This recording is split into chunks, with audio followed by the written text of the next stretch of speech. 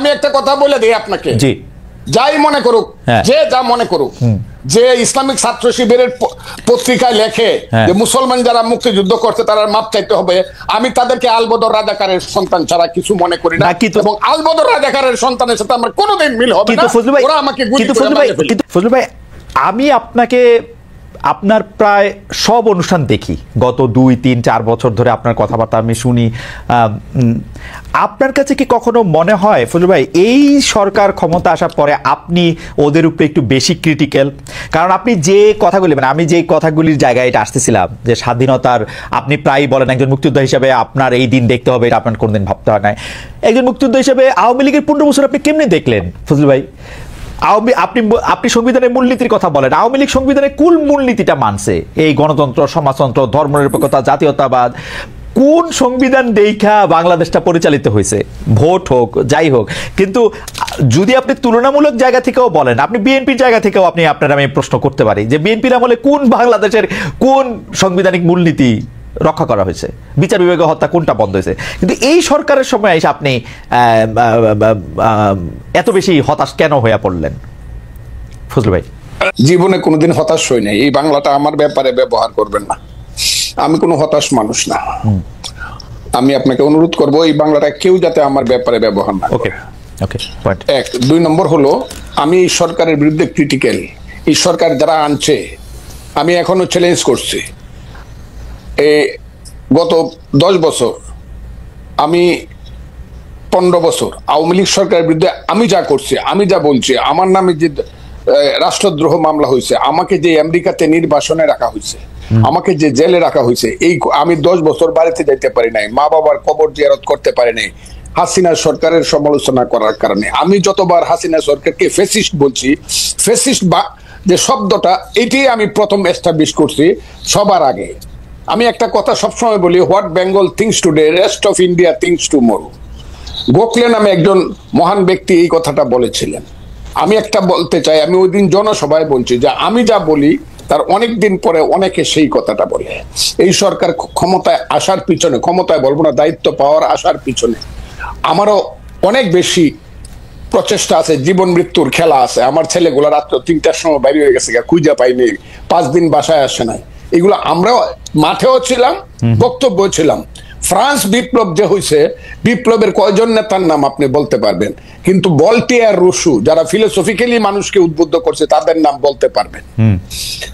এই দেশে যারা হাসিনা বিরুদ্ধে আদর্শগতভাবে মানুষকে উদ্বুদ্ধ করছে, আমি দাবি করি তার মধ্যে আমি শুধু একজন না, সবার মধ্যে আমি অন্যতম। আর বেশি বললাম না, বললে আবার নিজের ব্যাপারে বেশি ডুল পিটানো হয়। এক, আমি প্রত্যেকদিন বলতাম আমার ওয়াইফকে, যে কোনো সময় আমি মরতে পারি, তুমি বিধবা হইতে পারো, ছেলেরা এতিম হইতে পারে, ভয় পাইবা না। এইসব কথা আমি আপনাকে বলি। আওয়ামী লীগের বিরুদ্ধে আমি যে ফাইটটা, আওয়ামী লীগ মানে 15 বছর হাসিনার বিরুদ্ধে, 15 বছর না, 96 সন থেকে শেখ হাসিনার বিরুদ্ধে। আমার 3টা ইলেকশন শেখ হাসিনা লুট করে নিছে। আব্দুল হামিদ আমার সঙ্গে 2টা ইলেকশনে ফেল করছে, তারপর আমাকে ডিক্লেয়ার করে নাই। আমি স্বতন্ত্র ইলেকশনে 96 সনে আব্দুল হামিদের চেয়ে 5200 ভোট বেশি পাস করছিলাম। 96 এর ভোটটা গণলে এখনো প্রমাণিত হবে। কাজে আমি আওয়ামী লীগের প্রতি, আমি এখন বলতেছি যে আওয়ামী লীগের লিখতে 10 বছর সময় লাগবে। আপনি কি শুনছেন আমার এই বাক্যটা? কতদিন যাবত শুনছেন? আপনি নিজে বলেন। আওয়ামী লীগের বলতে বলছি, আমি বলছি আওয়ামী লীগের হাইব্রিডরা। প্রথমত শেখ হাসিনা নিঃশর্ত শুধু ক্ষমা না, কি ক্ষমা চাইতে হবে যদি বাংলার মানুষ ক্ষমা না করে? আওয়ামী লীগের এই হাইব্রিড যারা কোনোদিনই দেশে পলিটিক্স করতে পারবে না। এই কথাটা আমি বলছি, প্রতিদিন বলতেছি, এখনো বলছি। এখন আমি বলতেছি সরকারের বিরুদ্ধে আমি না, কিন্তু সরকারের কর্মকাণ্ডের বিরুদ্ধে। আমি ইউনূস সাহেব যেদিন হয়েছে, আমি ইউনূস সাহেব সম্পর্কে যা বলছি, মাসুদ কেন, আপনি কেন, বাংলাদেশের কেউ বলতে পারবে না আমি ইউনূস সাহেবকে কি বলছি? শুনেন না আমি কি বলছি? 100 বছরের মধ্যে এমন সুসন্তান বাংলায় জন্মগ্রহণ করে নাই। বাঙালি মুসলমানের মধ্যে তিনি সুসন্তান, যিনি নোবেল প্রাইজ দেন। এগুলো আমি বলছি। উনি, আমি 8 তারিখে রাত্র 9:30 উনি যখন শপথ নেন বঙ্গভবনে, আমি সবচেয়ে জোরে হাততালি দিছি। আমার কথা ছিল এই বুঝি বাংলাদেশের পূর্বাকাশে কিছুটা সূর্য উদিত হলো, এবং এখন থেকে সঠিক পথে লাইনটা যাবে।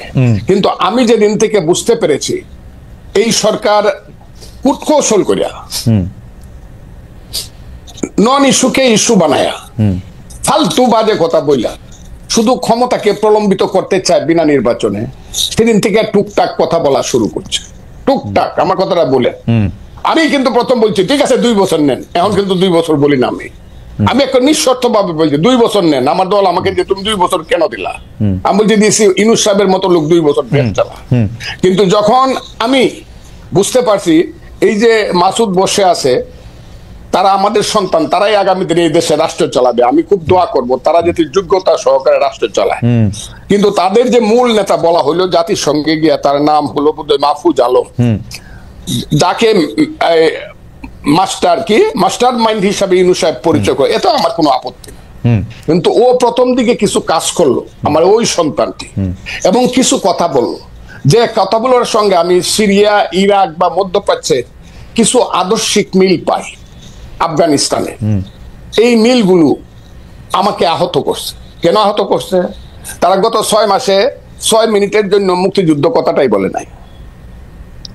তারা মুক্তিযুদ্ধ বলতে চাইছে 47-কে এবং 24-কে আমি মাথার উপরে ধারণ করি। আমি আবারও বললাম, মাথার উপরে 24-এর জন্য আমার অনেক হৃদয়ে কান্না আছে, সেটা আছে। কিন্তু 47 আর 24-কে, 71-কে যারা বাদ দেয়, 71 হলো মুক্তিযুদ্ধ। এই মুক্তিযুদ্ধের পেট ছিঁড়েই বাংলাদেশের জন্ম। মুক্তিযুদ্ধ হলো বাংলাদেশের মা। কথাটা আমি বলি কিনা বলেন আপনি? না বলেন। মুক্তিযুদ্ধ না হলে বাংলাদেশ হইতো না।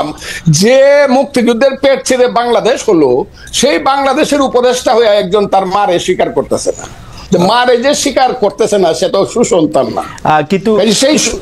কিন্তু ফুলু ভাই, আপনি কি খেয়াল করেছেন যে 1 সপ্তাহ কম আগে যেন মাহফুজ আলম একটা ফেসবুকে স্ট্যাটাস দিয়েছে, যেটা শিরোনাম হচ্ছে মুক্তিযুদ্ধ মানে বাংলাদেশ? আমি শুনেছি। তাইলে ওই পেজটা উনি এই বিতর্কটা উনি সৃষ্টি, তাইলে আমি যদি বলি অবশেষে অরিন্দম কহিলা বিষাদে, আপনি যেটাকে লিবিয়া, সিরিয়া, ইরাক দেখতেছেন, সেটা কি আপনার কাছে মনে হয় এটা আপনার ইন্টারপ্রিটেশনে আপনি এরকম দেখতেছেন? আমার ইন্টারপ্রিটেশন, তাদের কথা আমি আপনাকে বলি, তাদের কথায় আমি এরকম দেখতেছি। কেন দেখতেছি? এখন আবার কালকে দেখলাম তারা যে নতুন দল করবে, এটার যে কথাবার্তাগুলো তারা বলছে সব হলো লিবারেল ডেমোক্রেটিক পার্টির কথা। তা আপনি যদি সকালে একরকম কথা বলেন, দুপুরে একরকম বলেন, বিকালে একরকম বলেন, রাত্রে একরকম বলেন, তা আমরা আপনি একটা দেশকে কিভাবে পরিচালনা করবেন এবং কিভাবে একটা নতুন দল গঠন করিয়া। কিন্তু ফজলু ভাই, আপনি দেখতেছেন না, এরা তো একটা যুদ্ধের মধ্যে আছে। আসলে এই যুদ্ধ তো শেষ হয় নাই, এরা কিন্তু এখনো এই ভয় পাইতেছে। ফজলু ভাই, আপনার কিন্তু এই ভয় আপনি বহু আগে জয় করে আসছেন, যে এরা কিন্তু এই ভয় এখনো আছে যে একটা আওয়ামী লীগ সরকার আসলে তাদের কি করবে। এরা যখন মাঠে কাজ করতে যাচ্ছে, আপনি জানেন বিভিন্ন রাজনৈতিক দলের নেতাদের কিন্তু ওদের নানাভাবে মোকাবেলা করতে হইতেছে। বাংলাদেশের রাজনীতির মাঠে থাকা, আমার কথাটা শুনতে হবে আপনাকে। চেতনার দিকে যদি আপনার ঘাটতি থাকে, চেতনায় ঘাটতি। জি, রাজনীতিতে প্রথম আসে ফিলোসফি, ইডিওলজি। রাজনীতির প্রথম কাজ হলো ফিলোসফি, ইডিওলজি। তারপরে আসবে understanding, feelings, realization, theory and practice. Right. আপনি যদি ফিলোসফিতে বারবার ওই লেখেন যে 52 থেকে 24, 71টা বাদ দিয়ে যদি আপনি 21, ওই যে এটা কি বলে 21শে ফেব্রুয়ারি মাস করেন, আমার ভাইয়ের রক্তে রাঙ্গানো 21শে ফেব্রুয়ারি, আপনি 52 আর 24 করে ফেললেন, একাকারে পোস্টার করে ফেললেন, 71টা আপনি বাদ দিয়ে দিলেন। 71টা আপনাকে কি কামড়াইছে নাকি? যদি আপনি 71-এ না থাকেন, আমি ওদের সাথে থাকবো না। আর ছেলেরা যদি 71-এর সাথে থাকে, মুক্তিযুদ্ধের সাথে থাকে, বাংলাদেশের সাথে থাকে, যে ইয়েস বাংলাদেশ ঠিক আছে, 71 ঠিক আছে, তাদের যে নেতা, বাংলাদেশের নেতা শেরে বাংলা কে ফজলুল হক, হুসেন শহীদ সোহরাওয়ার্দী, মৌলানা আব্দুল হামিদ খান ভাসানী, শেখ মুজিবুর রহমান, আতাউল গনি উসমানী, সামরিক নেতা, I do hereby declare the independence of Bangladesh on behalf of our great leader Bangabandhu Sheikh Mujibur Rahman, সেই মেজর জিয়া, সেই খালেদ মোশাররফ, সেই 11টা সেক্টর মুক্তিযুদ্ধকে যদি তারা মানে, আমি কোন ক্ষমতার দ্বারে তো আমি আপনাকে, আপনি শুনছেন বুঝে, আমি বলছি আমাকে প্রধানমন্ত্রী দিল, আমি 10 দিনের সময় নিব যে আমার একটু চিন্তা করতে দেন, নিব কিনা। মন্ত্রী তো জীবনে কোনোদিন নিব, আমার এইগুলোর প্রতি কোনো খায়েশ নাই। তারা যদি এটা মানে, ওই ছেলেরা দেশ চালাক তাদের নীতিগত ভাবে, কিন্তু মুক্তিযুদ্ধ না মানলে আমি যেই না মানবে তাদের বিরুদ্ধে থাকবো। আমি খালি ওদের ডিফেন্সে আমি বলতে চাই যে আজকে আমি দেখলাম যে সংস্কৃতি উপদেষ্টা ওই যে 71, 25 মানে 52 পরে 24 এরকম 71 বাদ দিয়া কিনা, ওইখানে আমি দেখলাম যে পোস্টারের থিমের মধ্যে 71 আছে আসলে, কিন্তু যেটা সামনে কম আসছে, মানে এটা আছে 1 আর 2 হলো আমি 71 যার কম আছে, বাপের নামটা যার ছোট করে লেখে, শাসার নামটা বড় করে লেখে, দেখি তো সে সুসন্তান না। কিন্তু কিন্তু কিন্তু কিন্তু কিন্তু কিন্তু ফজলু ভাই, এইটা কি ঠিক না যে আমরা আসলে যে রাজনীতির মধ্যে ওদেরকে আমরা পাইলাম, এই ৭১টা কারো কাছেই আসলে ওরকম চেতনার জায়গায় ছিল না। তারা তো ৭১কে ব্যবহার করছে, এটা বিএনপি বলি আওয়ামী লীগ বলি, চূড়ান্তভাবে তো ব্যবহারই করছে। আওয়ামী লীগ তো বেচছে, আর বিএনপি করছে ব্যবহার। আপনারা অপমান করছেন কেন জানেন? হ্যাঁ, কারণ এই মাসুদের নেতা হ্যাঁ, সার্জি সালাম ও আমার সন্তান, এগুলো শুনলে পরে বাইরে কই মরতে ইচ্ছা করে। হ্যাঁ। ও বলছে